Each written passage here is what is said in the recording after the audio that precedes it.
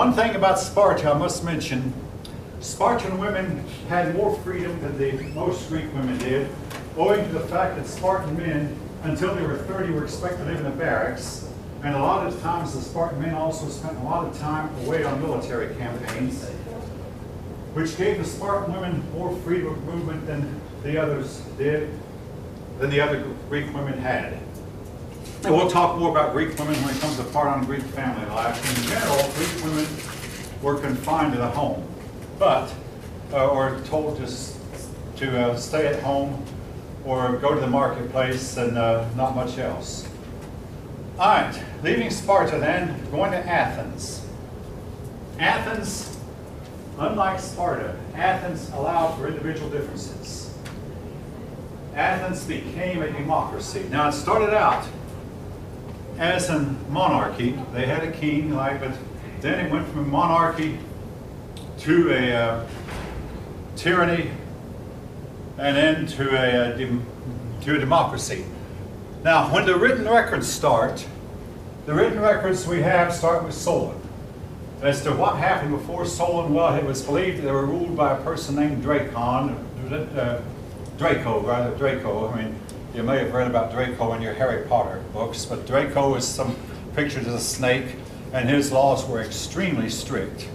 And for instance, if a person was caught stealing a loaf of bread, he might be killed. But we don't know if Draco actually existed or if the laws were that bad or not.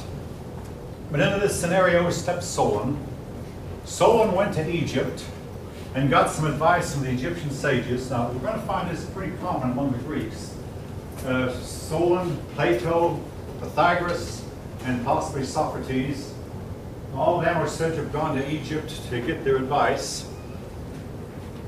Solon came back from Egypt, and he was made archon. In other words, that means he was elected. The archon was a position that was elected. And when he got back from Egypt, they asked him, both sides, the rich and the poor, you might say jumped on him.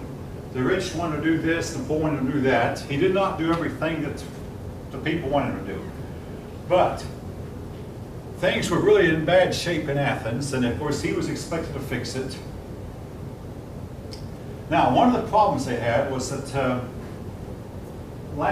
lot of people were mortgaging their property to get a loan so they could make their obligations, feed their families. And if you could not pay, of course, the creditor took your property. Worse than that, a lot of people were pledging themselves. In other words, if I can't pay, I'll pledge myself that I'll be your slave. And they were selling themselves into slavery to pay off their debts. Or they were pledging their sons and daughters into slavery to pay off their debts, using humans as collateral. Well, Solon outlawed the practice. He said that humans cannot be used as collateral for debts. One of his reforms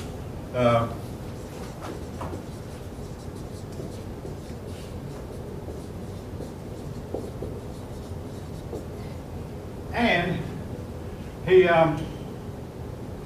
said that the land debts that were outstanding, in other words, that for the persons that had not paid, he canceled those debts. So he said if you had taken money out, but what he did not do, there were a lot of persons who had gotten rich by taking over lands from the poor, and they had accumulated a whole lot of land. And folks, this is a problem that mankind has had down through the ages, where that the rich people would wind up gobbling up all the land and leave the poor with none. And every once in a while, a ruler would come along who would simply state, I'm going to take all these lands from the rich and redistribute them among the poor. Solon refused to do this. The poor were upset. They said, hey, we thought you would take the lands back from us until we had lost to our rich neighbors and redistribute these lands among us. Solon said, no, I feel like this is not in our best interest. He did not redistribute the land. His reforms satisfied neither the rich nor the poor.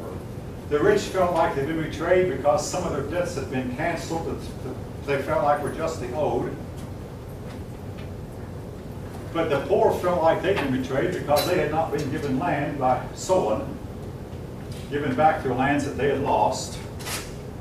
At least, though, the persons who were enslaved because of debts were freed, and further enslavement to use humans as collateral, this was stopped. Solon finally got tired of serving the people and retired. And he had not much sooner than gone, but what the people realized, hey, this was a great man, we really should honor him, and he was looked on as one of the greatest leaders Athens ever had. What made him so great? Well, after he had gone, Athens experienced decades of prosperity. Now, folks, you're not going to find in a history book, at least not the ones I've seen, but I'm going to inject here my own personal take on it. Solon did not try to solve Athens' economic problems. Rather, he told the Athenian people, each of you get to work and solve your own economic problems, and when you do this, the problem will solve itself. When the Athenian people realized, hey, our government is not going to fix things for us, so they put their shoulders to the wheel and fixed it themselves. In the long run, everybody was happy. In the short run, people grumbled. In the short run, they complained. When all was said and done and most of them started prospering again, they were happy. And Solon goes down in history as a man who was not liked while he was in power, was only liked after he was gone, viewed as one of Athens' greatest statesmen. However, when Solon left, something that he did not want to happen did happen. A tyrant took over. Now, the word tyrant here, again, in modern times, we always think of a tyrant as being a bad person. However, Pisistratus was not really a bad tyrant. He was as good a tyrant as you can get. But the word tyrant means he took over the government and ran it. But he was not an absolute dictator. Under him, Athens began to get a little bit more and more democratic, but he was not voted into office. He took over. Well, after he died, his son, he gave the office to his son, but in short order, within a year, the people overthrew his son because his son could not handle the job. And they elected Cleisthenes. Now, Cleisthenes made two reforms, I want you to remember, that led the way toward Athenian democracy. First of all, there was a problem that the Athenians were divided into tribes. All right. You were placed, you were born into a tribe based on who your great-great-great-great-great-grandfather was, based on birthright. Well, after several generations, some tribes became quite large and some became small. Cleisthenes said, I really want all the tribes to be equal. So he said, from now on, forget about your ancestral tribal loyalties. We're going to pick 10 tribes by lottery. In other words, he would use a lot. And all these 10 tribes be equal. And whichever, you might say, whichever number you pull out, that would be your tribe. So the people were divided into 10 equal tribes, and that way no one tribe was more powerful than the other. This created new tribal loyalties, but in addition, he set up the Council of 500, which was to govern Athens for the rest of the time that we'll talk about Greece. The Council of 500 was made up of 500 men, and yes, I have to say men, folk, but they were men who made the laws of Athens and made the decisions. We'll run into them when we talk about Pericles, how that Pericles tried to influence them one time and couldn't. Also, the Council of 500 wound up condemning Socrates to death. So they figured in quite a bit. There was a meeting similar to our House of Representatives, and debate swung votes. Whoever could make the best debate, give the best speech, oftentimes swung the people. Emotion oftentimes influenced. It had its weaknesses. But anyway, he set up the Council of 500. Now, at this point, our narrative is interrupted. Yes, I know we're about to, I've got the name Pericles here. There was a gap between Cleisthenes and Pericles. A bunch of lesser important men took over. But something else happened to interrupt our narrative.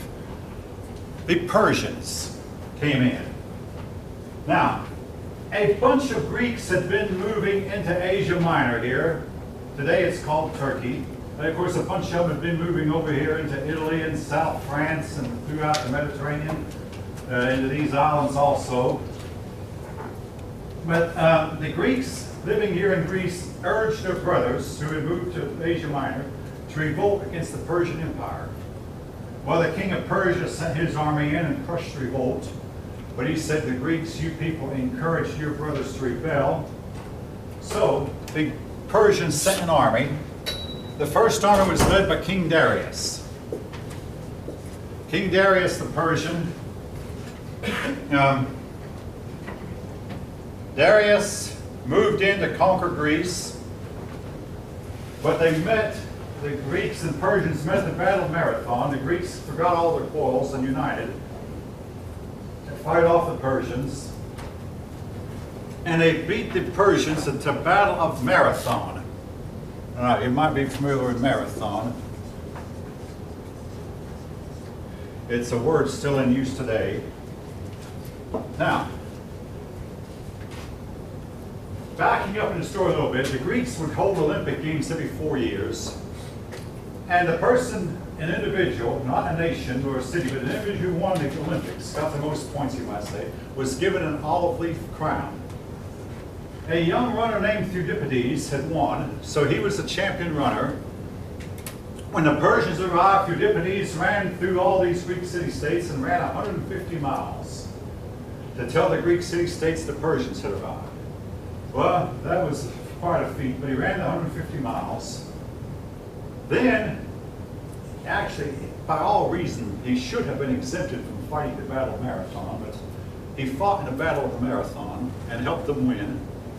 Then when the battle was over, he being a champion runner was told, now go to Athens, tell the Athenians you won. So he ran the 26 miles to Athens, got to Athens Square and got out the words, victory is ours, and he dropped down dead. From that day till this, runners have been running a marathon, and it's approximately 26 miles long. It's run every Olympics.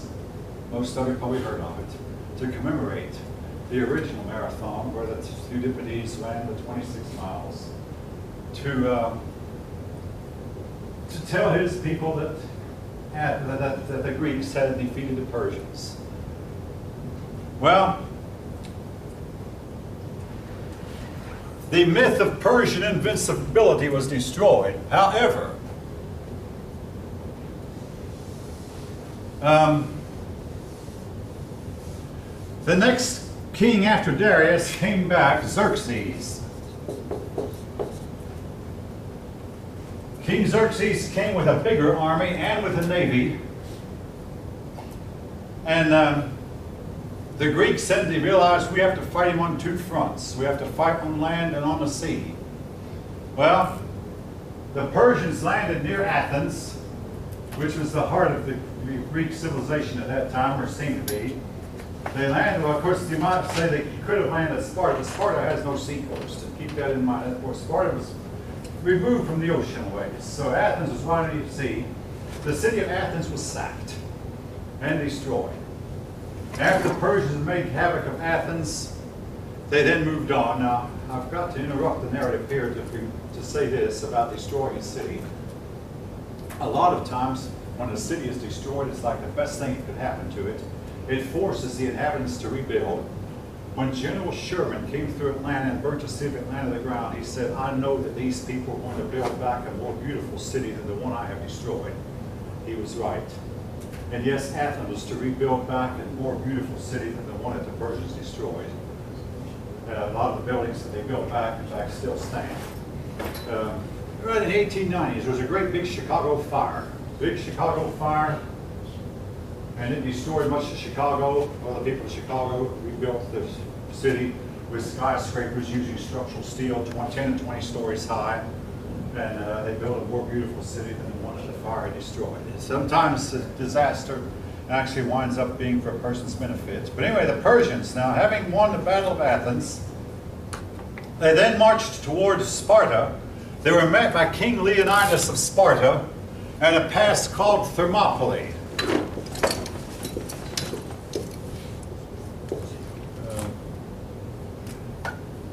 Anyway, the Thermopylae Pass probably resembled this, though this was two high mountains each side. With a flat pass here, the king of Sparta stood with 300 men highly trained stone, and these men stood shoulder to shoulder with their shields out like the hoplites would, and there was no flanking. I mean, no way to get around them, it seemed, because there was walls on each side. Now, there's been a movie made of this event called The 300. It came out, I guess, about 15 years ago. I actually came close to buying it one time. Have any ever seen the movie? Oh, God, I didn't ask, man. There were several of you.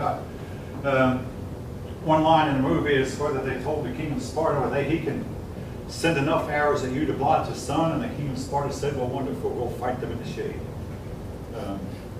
Anyway, the 300 lined up shoulder to shoulder, and it was hard to defeat them, but the Greeks had among them a traitor who knew a way around the pass. This traitor showed them how to get around the backs of the Spartan army. And of course, in those days, soldiers only wore their armor in the front. They had their backs completely unprotected. The king of Persia was able to get his army behind the Spartans, and all 300 Spartans were killed. Again, a big weakness of that way of fighting. Of course, the Spartans greatly outnumbered the Persians greatly outnumbered the Spartans anyway. Well, another thing too, the Spartans killed a lot more Persians than the 300 they lost. The next battle was the Battle of Salamis. Now, Salamis was a navy battle. The battle occurred in one of Greece's many harbors, and the Persian king Xerxes said, build me a throne on these hills around surrounding Salamis so that I can watch my people defeat the Greeks. They built him a wooden throne, and he sat on the throne and watched as the Greeks defeated his navy. Now, the Battle of Salamis was a big victory for the Greeks. The Greeks had better shipping. Of course, if you know that, the Greek coastline is really rugged and ideally suited, and also Greece was just ideally suited for seagoers.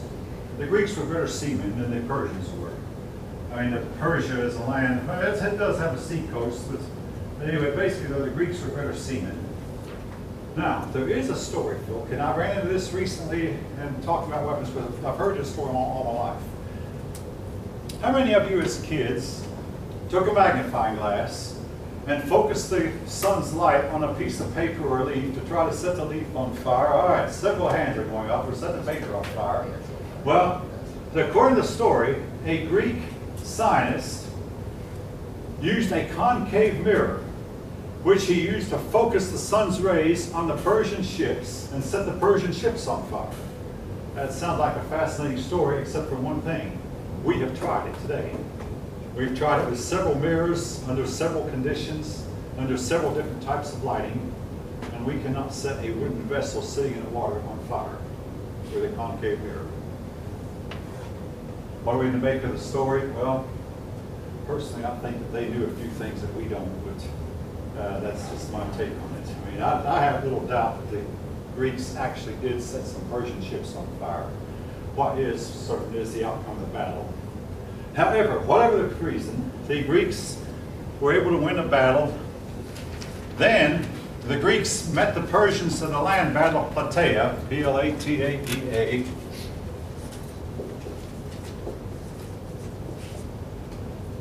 At the Battle of Plataea, the Greeks defeated the Persians and sent the Persian king Xerxes home in defeat.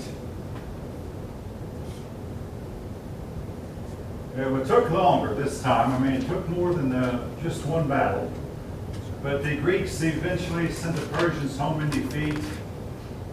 And the Greeks said to each other that the Persians will be coming back. We've got to be more ready for them next time, because they'll come back with an even bigger army. I mean, Persia was the biggest army, I mean, the biggest empire in the world at the time. They said they'll come back. Well, they were wrong. The Persians never did come back. But in the meantime, the people of Athens formed a league called the Delian League. And they said, you pay us money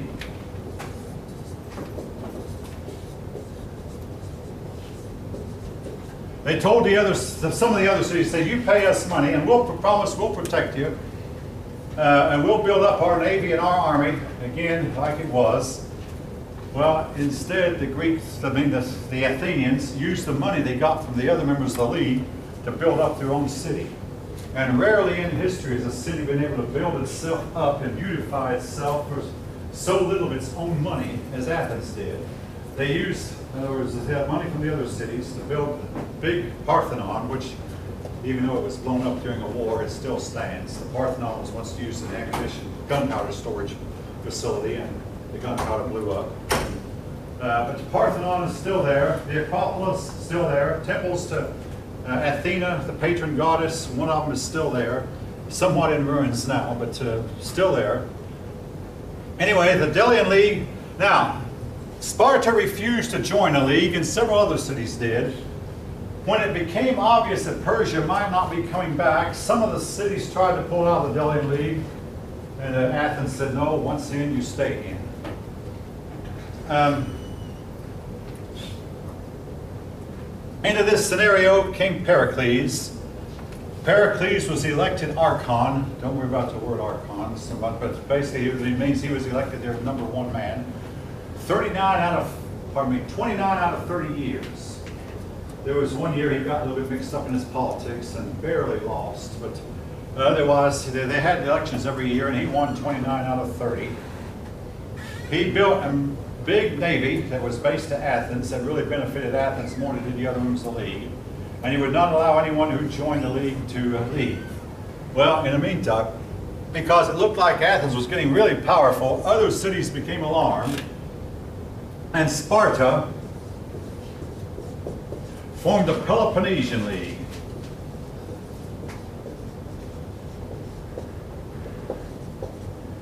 The Peloponnesian League.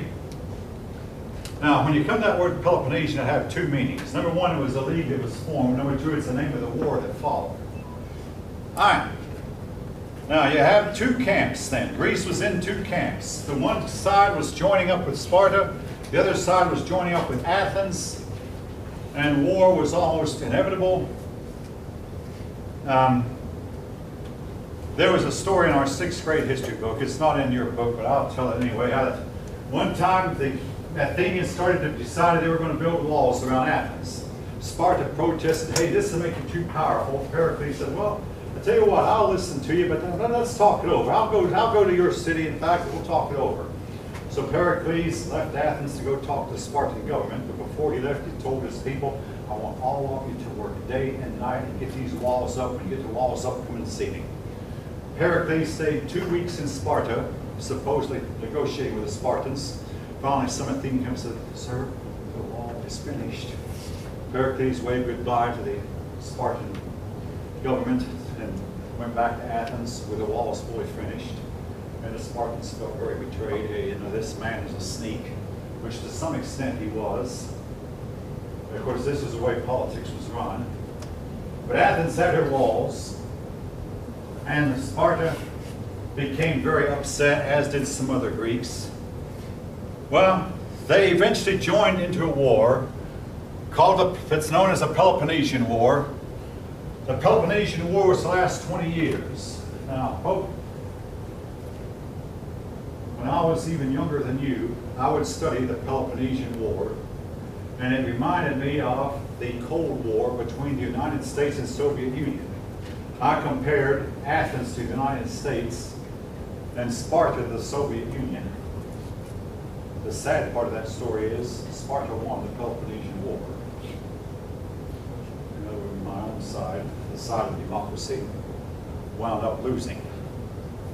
In the short run. Now, in the long run, fast forward, Athens has 2 million people today. Sparta, a ghost town, has a bunch of rocks, a bunch of ruins, and 200 people living in the mountains who claim to be descended from Spartans. But that's another issue. But at this time, though, all right, anyway, they began a 20-year-long war. The first year of the war, they fought. Nobody knew which side was winning. Now, in those days, war was a seasonal activity like baseball or like football. They fought the wars in the summer. Spring and summer. In the fall, they went home and rested and regrouped. In the winter, they kept resting, and in the spring, they fight again. Well, during the time after the end of the first season of fighting, Pericles gave a funeral oration which is in the first part of your chapter, the opening vignette, where the Pericles lauded the values of democracy, how wonderful democracy was, how great it all was, and how that democracy would inevitably triumph over every other form of government because it was the best government that man had ever devised. And the people who had died for the cause of democracy were heroes to be remembered and to be honored. An impressive speech, to say the least. Well, the winter went by, and then came year number 2. Sparta moved its army to surround Athens. So that meant the farmers surrounding Athens. Keep in mind, these city-states consist of a city which was often walled, and Athens was this time walled. The surrounding farmers who lived in the countryside had to move inside the city. Very dangerous. A plague broke out.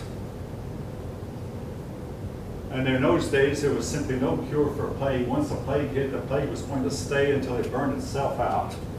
Now, some people appear to have had natural immunity to a plague. Also, it was known if you survived the plague, not everybody died from it, you were immune from that point on. The plague would stay there until everybody who was not immune, it seemed like, had died. And then when only the immune people were left, the plague would more or less go away, to come back perhaps generations later. This plague carried away 1/3 of Athens' population, including Pericles himself. Now, I want to digress here, give a little bit about Pericles' personal life. It'll help you understand maybe what it was like to be a Greek, particularly a Greek leader. Pericles believed that no man who is a leader should show any kind of emotion under any circumstance, even at a funeral.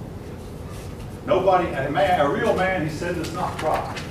General Patton believed the same thing. Well, during the later war, we asked General Norman Schwarzkopf, "Do soldiers cry?" Schwarzkopf said, "Yes, soldiers cried." Robert E. Lee did, and several soldiers cried. Patton said, "Soldiers don't cry," and kicked the soldier who was crying. He later was told by Eisenhower, "You apologize for that," and apologized to the soldier and to the whole staff. But anyway, I want to state too, to keep a stiff upper lip in time of grief is now known to be the worst way to world to handle grief. But anyway, back to what happened to Pericles. When the plague broke out, Pericles, his oldest son, died first. He had 2 legitimate sons. He had 1 illegitimate son. He had it in his younger days. Now, Athens had a rule, a law, that only legitimate children could inherit an estate. Illegitimate sons were not allowed to inherit. Well, as many estate owners began to lose their sons, they tried to get the Council of 500 to pass a law that said when all legitimate sons have died, let illegitimate sons inherit an estate. Pericles, as long as he had a legitimate son, he's kept no. Only legitimate sons inherit an estate. He was firm about it. Not only that, he insisted the council not approve it. The council did not approve it. Well, Pericles, his oldest son, died first, and Pericles attended the funeral, maintained no emotion, stiff upper lip. Then his younger son died. He started off maintaining a stiff upper lip. Then during a funeral, he just simply lost complete control of emotions and broke down and sobbed uncontrollably. Not that I can say as I blame him. I mean, I have not lost a child myself. But anyway, after he'd lost his 2 legitimate sons, he then went to the Council of 500, begging the council to allow illegitimate sons to inherit an estate. The council turned him down. Shortly after Pericles himself died, his estate went to a distant family member, and not to him, or not to his family. Why do I mention this? Well, just to give you some idea of what life was like, go into one little bit of detail about that story. Well, at the end of the 2nd year of the war, Athens made a truce that was greatly in Sparta's favor, but Athens was able to keep its walls and its navy, at least for the moment. The problem was Athens didn't quit. The next year, the assembly voted to go into Sicily. And on a personal note, now one of my summer camps was in the National Guard. I carried in a pocket, these uniforms have a pocket right here, and I carried a book about the Sicily campaign. the Sicily campaign was a total disaster. Every soldier, from the generals to the privates who Athens sent to Sicily, was either killed or sold into slavery. A big disaster. Well, Athens continued to fight in spite, but the Spartans regrouped and they came and completely surrounded the city, and by this time, Athens had no choice but to completely surrender unconditionally. They couldn't even ask for terms. Sparta tore down Athens' walls. They completely destroyed Athens' navy. And it looked like Sparta was going to take over all of Greece. Well, what happened? Sparta met its match, like these people always do. Here is a problem Sparta had. Its population kept dwindling. They allied themselves with a few other cities, but it turned out they met one of their city-states named Thebes, and everybody knew Sparta would win because Sparta had never lost a battle to one of its own other Greek cities before. Well, so Sparta went with 10,000 men, marched toward Thebes, but only 2,000 of those soldiers were actually Spartans. When he got to Thebes, and it looked like the Thebans were actually going to come out and fight, Sparta's out said, "No, wait a minute, we came here to show force, we came here to make it look good, but we didn't come here to fight." They refused to fight. Well, Sparta nevertheless stood its ground and they fought anyway. The Theban general said, "I'm going to hit their flank 50 deep. I'm going to put 50 lines of men to hit their right flank," and he hit them 50 deep and destroyed their right flank. And that meant that while the Spartans were here fighting, facing front, the enemy was behind them, hitting them from behind. Well, the Spartan general saw what was happening and thought, well, the thing for me to do is call a retreat so I can reorganize my troops and put another flank there and place the one destroyed. It sounds logical. Hey, just call a retreat and regroup. Here was a problem. He trained his men so well that when he gave the order to retreat, half his army said, "Retreat, we never have retreat, we're not going to retreat now." So half of them did retreat and half of them didn't. The half of them that did survived, the half of them that wouldn't retreat were annihilated because they were disorganized. I mean, the wall had been broken. Well, a peacekeeper came on the scene, and by the way, the Theban general was killed, but he lived long enough to see the fight end in his favor. But a peacekeeper came on the scene and persuaded the Spartans to go home. Bad news. When the Spartans got home, they found that their Helot slaves had revolted, but this time they got other city-states. The Spartan soldiers were sore, were wounded, were tired, and the Helots outnumbered them 3-1, plus they had help from other city-states. The Spartans did the unthinkable. They actually negotiated with their own slaves. The negotiated treaty was greatly in favor of the Helots and allowed the Helots to own swords and weapons for the first time. The Helots then began to get a lot of their numbers back because some of their slaves had fled, but when they learned that, hey, we now have rights, we don't have to slave for the Spartans anymore, the Helots began to outnumber them 3-1, 4-1, 5-1, and 6-1. And Sparta had to live in constant fear that slaves would uprise and overthrow them. Make a long story short, things went downhill for Sparta from then on. An earthquake struck and killed 25,000 Spartans and hardly any slaves, as if Sparta could afford to lose that many. Sparta went downhill. Well, the Greeks kept on fighting each other to see which side was going to have the hegemony. They met in a big battle, and the battle was a draw, a tie. But into this scenario, while the Greeks were fighting themselves, in came a man named Philip of Macedon, a foreigner.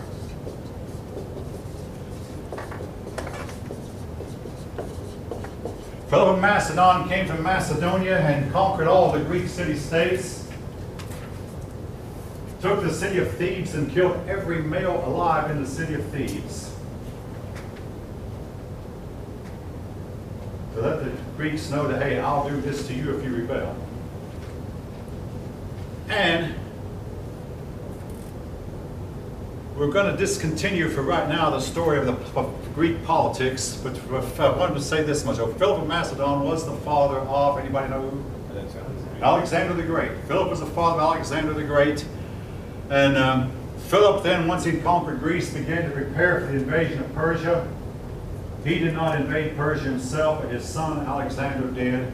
And Alexander conquered Persia. But that's summing up the play. But anyway, we're going to digress from that for a while and go on to some of the other aspects of Greece's life. Starting off with religion. Greek religion. Now, originally, the Greeks worshipped deities that we call today the Olympian deities. Mount Olympus was a tall mountain in that region, and it was permanently covered by clouds.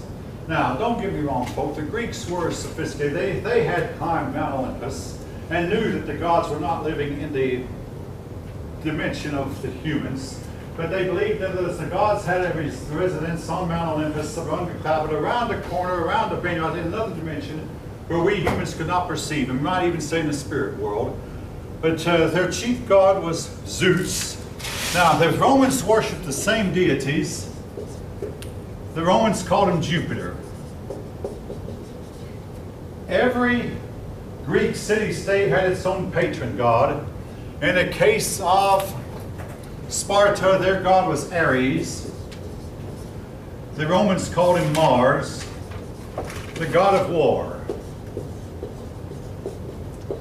For Athens, it was Athena. The Romans called her Minerva.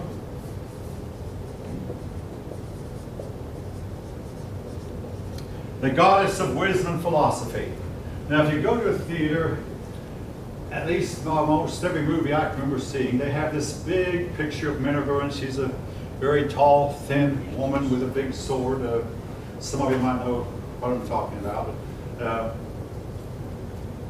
The Greeks again called her Athena, and the Greeks had a big statue of her inside the temple to Athena. Zeus's wife was Hera. The Romans called her Juno. I promise now, Hera will not be on the test, but the Romans called her Juno. The month of June is named after her. Now, so I was asked this morning, how many of these will be on the test? The ones I'm writing down, you need to write down yourself. Now, again, the main ones, now there are actually about 12 of them. 12 main ones, plus they had hundreds of other gods. They had a lot to do with sacrifice and ritual, feast days, festivities, all this, and a lot of their religion had a lot in common with Judaism, particularly the observance of certain holy days, the observance of the sacrificial system. And some people have wondered how much influence the Jews might have had on the Greeks. Even though if you read Jewish literature at that time, you'll find very little reference to Greek, but it's known that a lot of Jews went to Greece. And I recently read a book read online, some by a modern philosopher, that the only thing that Socrates and Plato and Aristotle said that made sense was what they got from the Greeks who visited them. That you can decide for yourself if that's true. One of the most important deities was Apollo, the sun god. Now my memories begin to fail me here. What was the other name for Apollo? Anybody remember? Sol. It might have been Sol or something. Anyway, the Romans had a god also for the sun. Apollo worship, sun worship was a very big part of Greek and Roman worship up to time. The Greeks would try to determine the will of the gods by opening up animals and studying the color of their intestines, otherwise known as entrails. This was common among ancient peoples. But also the Greeks had oracles. The most famous oracle was the oracle to Apollo at Delphi. Now, if a man had a question, he could go to the Apollo oracle at Delphi and ask the question. A priestess would hear his question, and the priest would go into an inner room, and supposedly she'd go into a trance and be enveloped by a cloud. And while in the cloud, she would receive a message from Apollo, which she would go out and give to the person who was waiting. And this person would go out believing he had received a divine message from Apollo. Now, I see one person like smirking like, well, this all sounds so funny. I want to state, though, if it had all been fake, there's one problem I have with it all being fakery. At some point, these gods quit communicating with them. Decide for yourself why. And the oracle of Apollo fell to ruins, and all these old temples fell to ruins.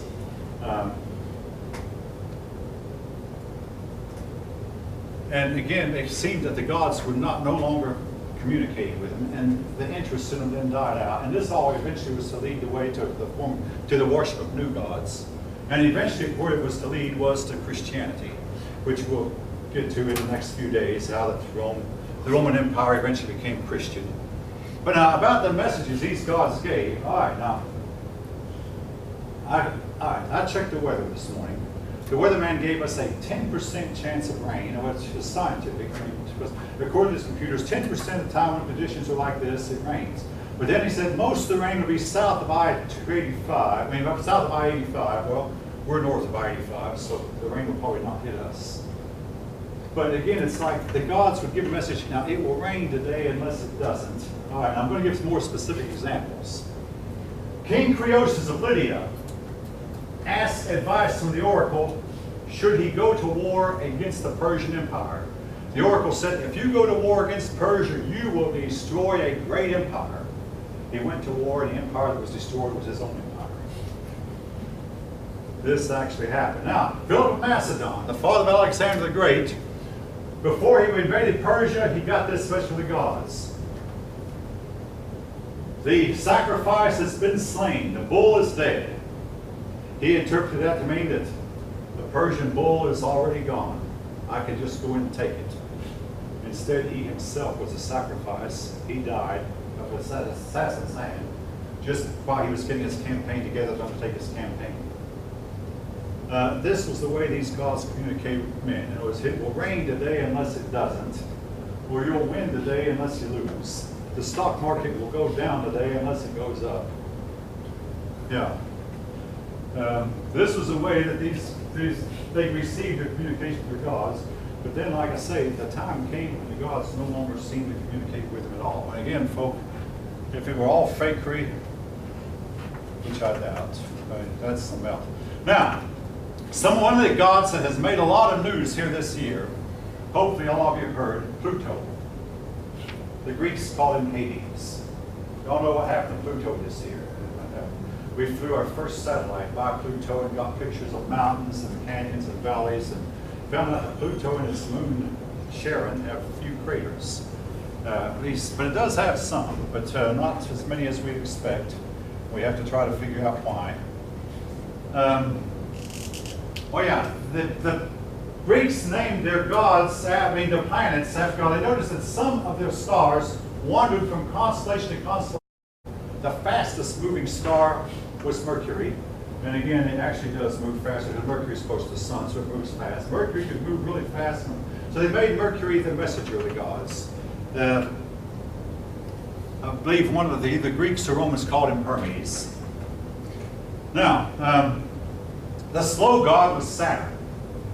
And again, if you know the story, Saturn was an old man, older than the others. Mercury was the youngest, one of the youngest of the gods, so he was quite young. The story goes when Mercury was born, as the day he was born, he was able to get up and try to steal some cattle from his brother Apollo, his older brother, the sun god. So he had the cattle march backwards, so he was already really brilliant. He had the cattle march backwards, and Apollo began to search for cattle and saw that the tracks were in one way, but he ran across an old man, and the old man said, "Oh yeah, I saw a baby march these cattle backwards," and Apollo knew this could only be my brother Mercury. So Apollo took Mercury to his father Jupiter for judgment. But Jupiter worked out a deal. Hey, now he's young and doesn't know any better. So the two of them made up really fast, and Apollo gave Mercury. Have any ever heard this? Made Mercury a liar because Apollo was lovely. Have any ever heard this story or one like it? This was tough. If one of the two heads are nodding, if one hand went up, yeah, very good. This was typical Greek mythologies. That these gods were born with a whole lot of powers that humans do not have.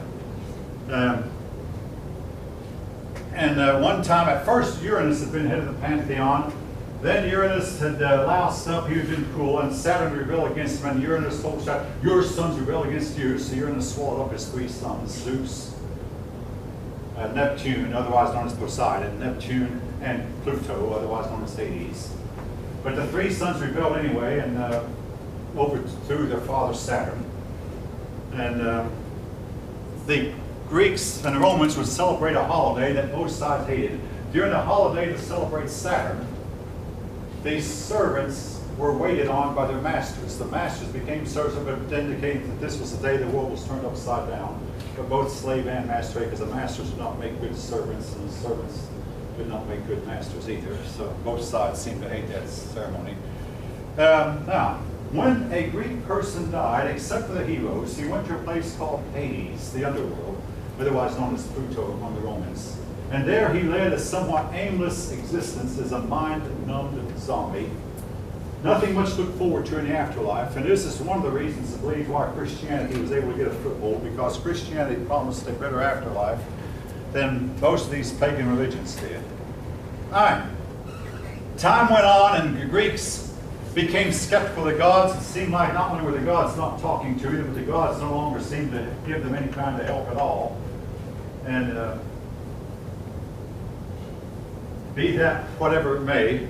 And the Greeks then began to turn their attention to embracing new gods, which we'll take up later time. The new gods eventually was to lead to the development of Christianity. But that's a roundabout story that we'll get to piecemeal, you might say. All right, history. The writing of history. The Greeks were not only among the first scientists and philosophers, they're called the first historians. And Herodotus is called the father of history. Now, here, folk, is really what I believe is the reason why.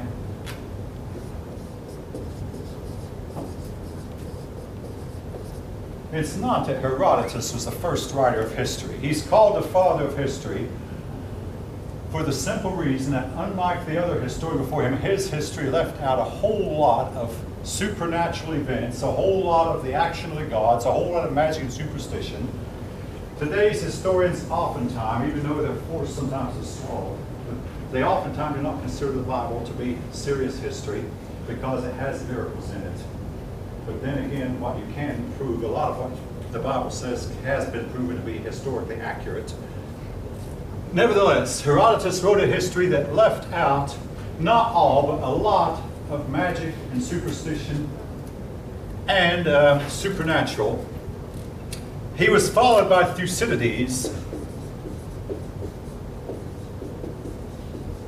who even left out more than Herodotus did. Basically, what I'm getting at is the Greeks were going through a progression where they were becoming less and less spiritual and more natural. Now, folks, this did not last. After about 4 or 5 generations of Greeks becoming more and more materialistic, a new generation of Greeks came along who were more into religion than ever. And folk, I'm old enough to have seen, a lot of times you see parents who are indifferent to matters of religion, their children become religious fanatics, or vice versa. Parents who are religious fanatics, their children become indifferent. And a lot of times what the parents like, the children do not. Nevertheless, the Greeks at this time in history were becoming more and more religiously indifferent. But this was not to last. Drama. The Greeks have the earliest, as far as we know, put on the earliest plays. They would get in a big amphitheater, and they would arrange the seats in the amphitheater in like a bowl or half a bowl. And when done right, the actors could stand on the stage and speak in a normal tone of voice and be heard by 4,000 or 5,000 people all over the theater. The theater itself amplified the voice without public address system. And they could be heard without even doing a whole lot of shouting, because the way the sound would reflect off this wall and reflect to that wall and reflect to that wall. If they had just put a roof over it, it would have been even better, but they could not bring themselves to put a stone roof over the top of the amphitheater. But the amphitheaters they had did really well. Now, one play I want to ask you to remember is a play called Oedipus. Oedipus is a tragedy, and of course in literature, hopefully you know that tragedy is a story where the hero dies. And in Oedipus' case, when Oedipus was born, a soothsayer foretold that the gods had willed that Oedipus was going to kill his father and marry his mother. Well, the father decided, hey, I'm going to get rid of Oedipus. So the father had Oedipus sent away from the palace, and Oedipus was brought up in poverty. But Oedipus, as fate would have it, wound up killing his father, the king, and marrying the queen, not realizing the queen was his mother. And again, this was all done because it was fate had willed it, and there was nothing that could be done to change it. Again, the Chinese were similar to that in that regard. And Sigmund Freud was later to develop a theory about human behavior called the Oedipus complex by people who have the wrong kind of love for their mothers, boy. And it's been said that Sigmund Freud himself had an Oedipus complex. I don't need to elaborate on that anymore. All right, but anyway, the plays deal with topics of good versus evil, fate, and revenge, and pagan religion had a lot to say about revenge. It was felt like among pagan, when somebody does you wrong, it's your duty. You owe it to yourself to get rid of to revenge what was done wrong. Yes? How do you spell Oedipus? O-E. I should have written that down. O-E-D-I-B-U-S.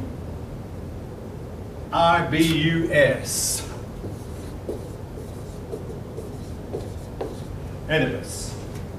All right. Now, in art. Now, I have a daughter who's at UGA and I'm majoring in art, but normally I skip over the part of the book about art. However, in the case of the Greeks, I am going to emphasize a little bit because I have studied some Greek art. And Greek art has some intriguing things about it. The most noticeable feature on it is its temples. The temples had columns, and their columns are still used by our builders today.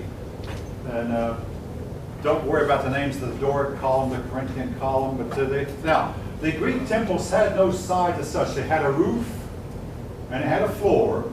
The roof was held up by the pillars. But as far as the temperature inside the temple, I mean, the temple would protect you from rain and snow and sleet and hail and whatever, but it would not protect you from the cold. It would not protect the wind. The wind would blow right through them.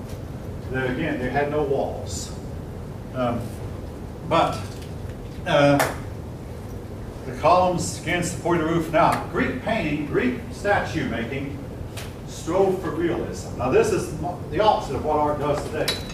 Today's art teachers will tell you leave realism for the camera, but art is designed today to picture mood, emotions, and things that the camera cannot catch. But the Greeks prided themselves that they could make a statue of an apple and paint it, and it would look so real that deer would actually come up and lick on the apple or even try to eat it because it looked like a genuine, real apple. They also tried to establish what they thought of as the ideal male body. Now, I was asked when I was 11 years old by a classmate, why did the Greeks, statues of Greek gods, always show them naked? The reason for that is they wanted to display their ideal bodies. And Adolf Hitler tried to recreate the bodies of a Greek god. He believed he could create a super race where that every man would have a body like a Greek god, with big bulging muscles and broad shoulders. And if you've read the Superman books, folks, Superman supposedly had that ideal body, the exact perfect formed biceps, the perfect formed legs, the perfectly formed waist, everything ideal. And I had a young woman ask me one time, who's to say what the ideal body is? I have to agree. Now, I'm going to digress a little bit again. These same Superman comics, after showing Superman, those heroes, Batman, Captain, with their muscular bodies, would then have an advertisement, usually by a man named Charles Atlas, where he'd say, I can give you a body like this if you send me $5. A lot of people send, there are about 5 million of those little booklets sold, and some of them are still around. What we now know is his advice was not the best way to build a body. He used what we today call isometrics. Today we believe motion is better than isometrics. But we also know that unless you were born with that kind of shape or the ability to build it, you cannot build your body to what your body was never built, intended to do. I've had students who don't believe this, but there was a Georgia man named Paul Anderson who in the 1956 Olympics weightlifted 6,000 pounds. More than once, when he saw somebody with a flat tire, he would lift the front end of the car, motor and all, while somebody else changed the tire. Then he would ease it down with a new tire on it. He didn't need a jack. He just needed somebody to remove the old tire and put on the new. Have anybody ever heard of him? He was the winner of the 1956 Olympics, folks. He died, you've heard of him, yeah. Eventually, a Russian man broke his record, but again, unless you were born with those kind of or the ability to make them, you cannot make yourself into something that you are not. Now, I've had people dispute that. If you want to dispute it, go ahead. Race horses are now known to be bred, not born. And I'll say this, professional athletes are born, not made. I mean, well, I meant to say born, not made. Yeah, race horses are born, or they're bred, they're not made. Anyway, but the Greeks strove for ideal male bodies. Now, which brings us up, leaving that, brings us up to philosophy. All right, first I'll talk about the sophist.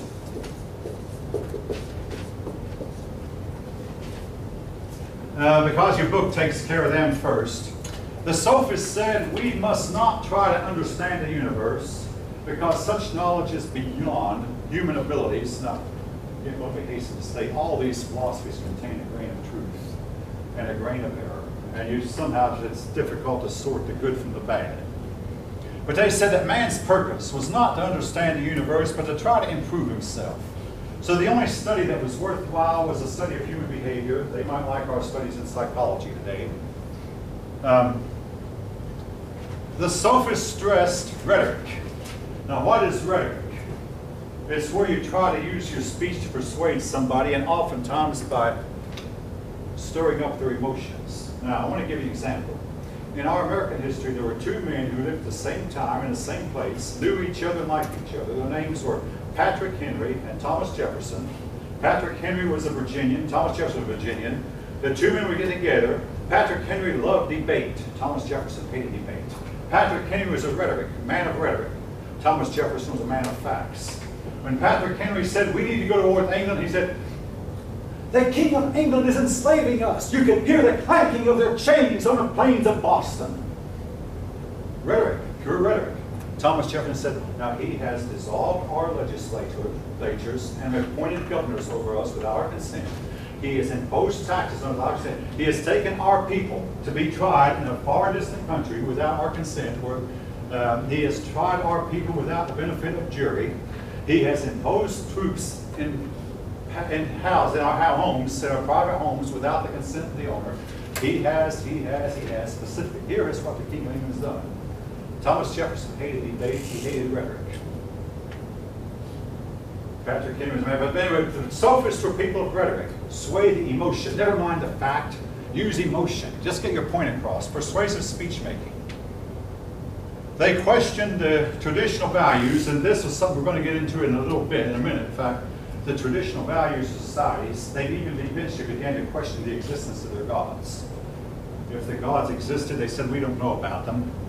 They even began to assert that there are no absolute values or no absolute beliefs.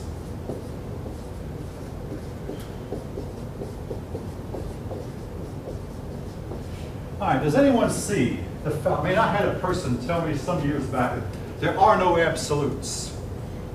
Does anyone see the fallacy of that logic? Is that an absolute statement? Yeah. Now, this statement that there are no absolutes, is that an absolute right there? Well, it can't be an absolute because there are no absolutes. Well, if that is no absolute, then that means there's something that's an absolute. It's called an oxymoron. An oxymoron is like an honest thief, a truthful liar.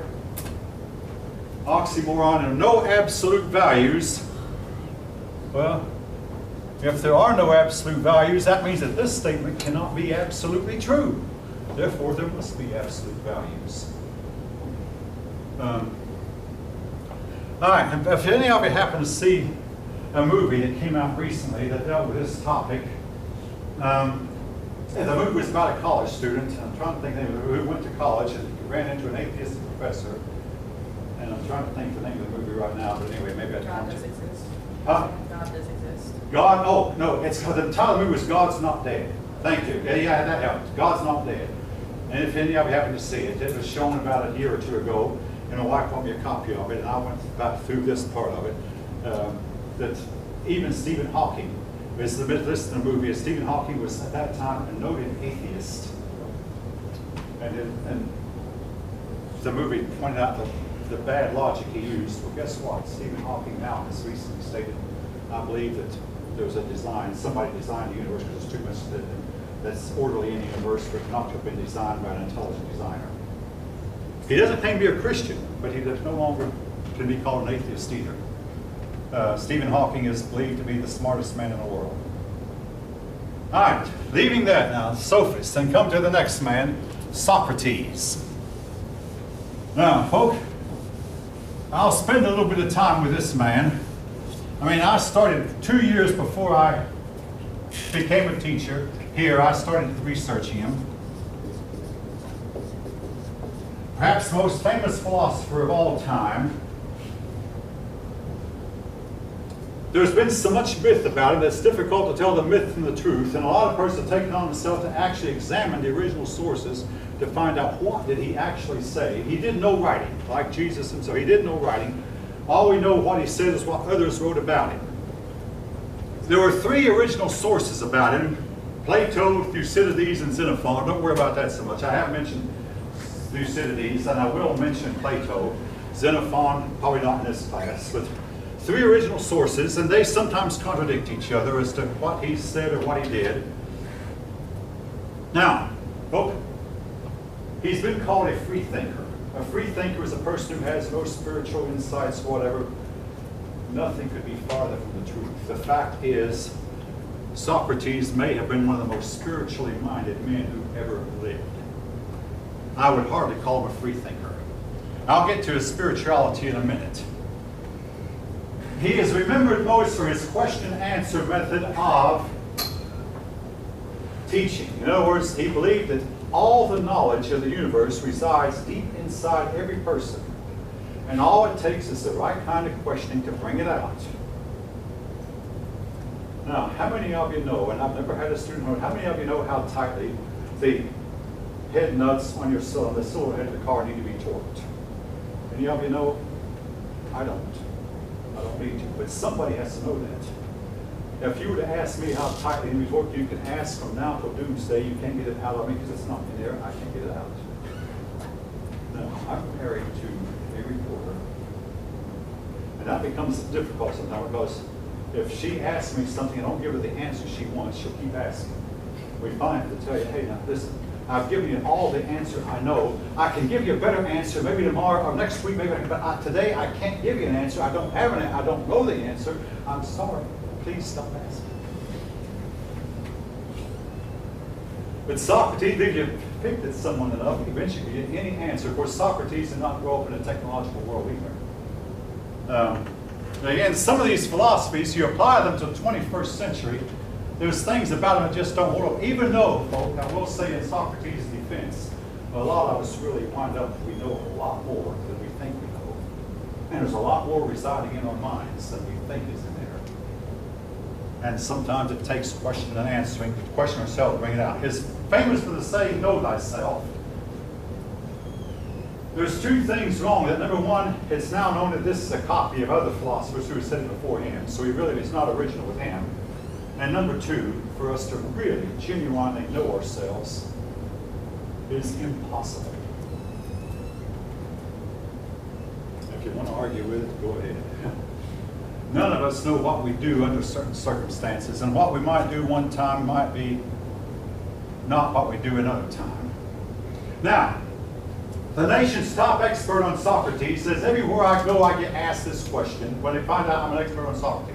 So he said, I'm going to post on the web what Socrates actually is reported to have said on this issue. The issue was Socrates supposedly said when you give people too much democracy, too much freedom, they start to demand some kind of order. They start demanding a ruler come on.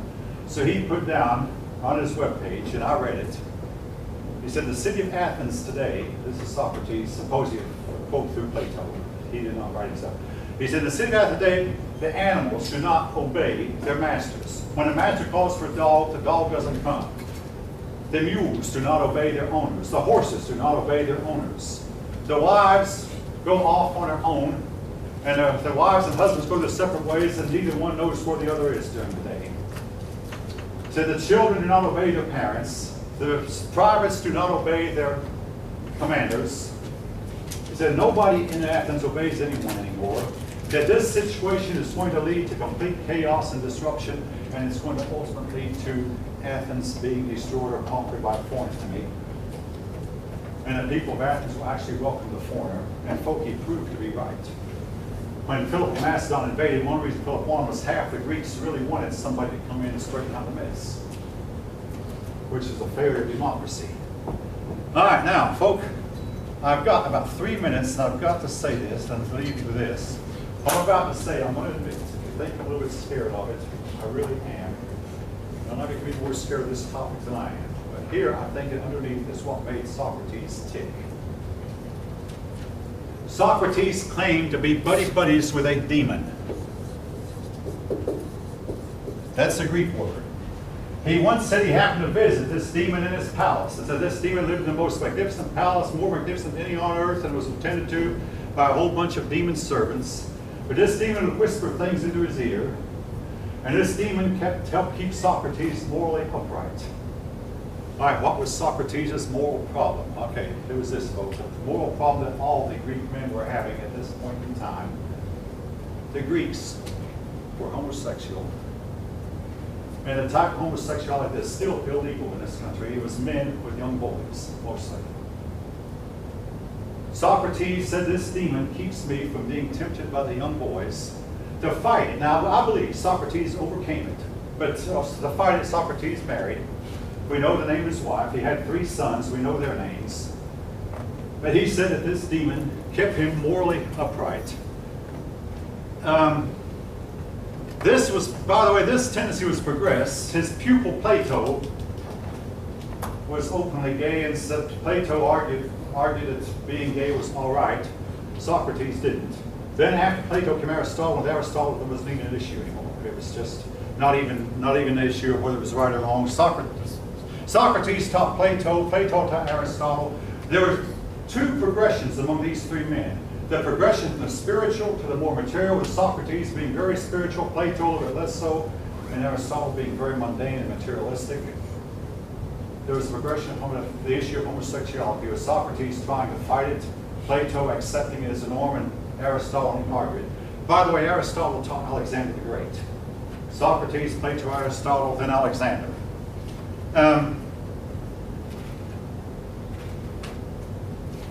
Ultimately, Socrates' death came about partly as a result of his friendship with this demon. He was accused of the crime of corrupting the youth. But I'm going to have to quit here because I'm out of time, but I just want to throw that at you. And again, each of you can make up your own minds what you think about the issue as time goes on.